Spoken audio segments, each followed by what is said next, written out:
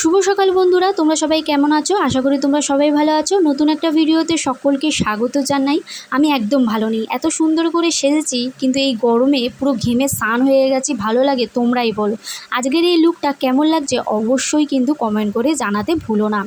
অনেক দিন পর রবিবারে ছুটি পেয়েছি, তো সকালে স্নান করে ঠাকুর দিয়ে আর ইউটিউবের জন্য একটা ভিডিও শ্যুট করেছিলাম, কিন্তু ভিডিওটা আমি পোস্ট করতে পারিনি একটু প্রবলেমের জন্য। তো যাই হোক, আজকেরে যাচ্ছি আমি সিনেমা দেখতে, তাও আবার প্রসেনজিৎ আর ঋতুপর্ণার 50তম জুটি উপলক্ষে একটা মুভি। তো চলো যাওয়া যাক। তো দেখো, গল্প করতে করতে চলে এসেছি বারুইপুর শো হাউসে। রাস্তায় কোনো ক্লিপ নিতে পারিনি, ট্রেনে যেমন ভিড় ছিল আর রাস্তায় একটু প্রবলেম হয়ে গেছিলো। মানে আমি বারুইপুর স্টেশন থেকে নেবে রেল লাইন ক্রস সেখানে করতে গিয়ে আমি পড়ে গেছিলাম রেল লাইনের কাছেই। যাই হোক, তো চলে এসেছি বারুইপুর শো হাউসে। আর আমার মুখের দশাটা দেখো, এত পরিমাণে গরম আর এত পরিমাণে ঘাম হচ্ছে, আমার জীবনে এরকম হয়নি। আর আমার মুখে না, পুরো মুখে অ্যালার্জি ভর্তি হয়ে গেছে বলে আরও মুখটা চুলকাচ্ছে।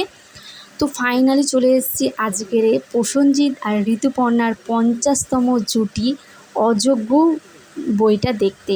অনেকক্ষণ, মানে আমরা প্রায় 1 ঘন্টা আগে চলে এসেছিলাম। তো কিছু বাইরে থেকে কিনে নিচ্ছি, যেমন মাজা, ওই যে লেমন, এটা নিম্বু, তারপরে কেক, চিপস, এগুলো তো কিনেইছি। আমি যেহেতু পরে ভয়েস ওভার দিচ্ছি, এগুলো কেনাটাই সার হয়ে গেছিলো, জানো তো। তারপরে এখান থেকে কিছু নিয়ে নিয়েছিলাম, ওই দোকান থেকে নিয়ে নিয়েছিলাম ওই ডাল ভাজা, তারপরে মটর ভাজা, ওইগুলো কেনাটাই আমাদের সার। আমাদের এত জোরে খিদে পেয়েছিলো, আমি কিন্তু বাড়ি থেকে সেভাবে কিছু খেয়ে যাইনি।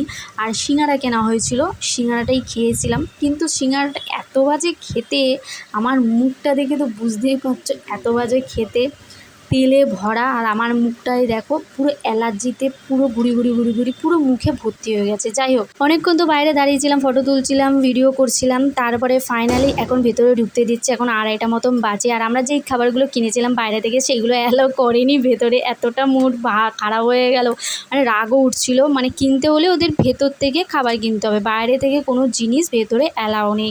তো আমরা তো সব জমা টমা দিয়ে ভেতরে ঢুকেছি। আর আমাদের সিটটা একদম গেটের মুখে, মানে গেটটা খুললেই আমাদের বড় সিট দিয়েছে। এতটা মাথা গরম হয়েছে, একেই তো খাবার নিয়ে ঢুকতে দেয়নি ভেতরে, তার মধ্যে আবার সিট দিয়েছে পুরো গেটের মুখে।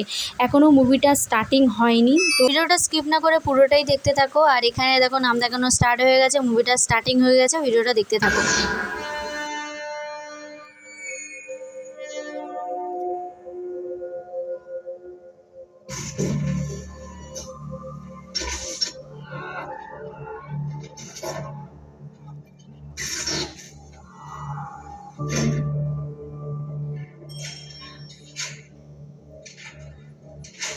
Good morning sir.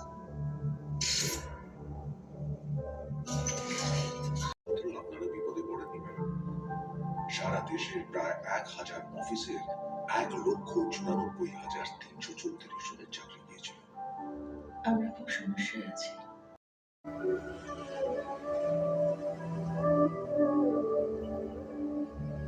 এতদিনের সামনে পড়ে গেছে সলিটার আর পুলিশ।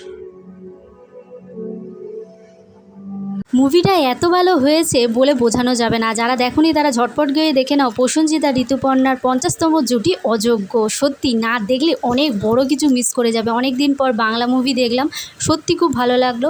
সিনেমা দেখে বেরিয়ে হাতে দেখতেই পেলে মাজা, আর এখন উঠে গেছি টোটোতে।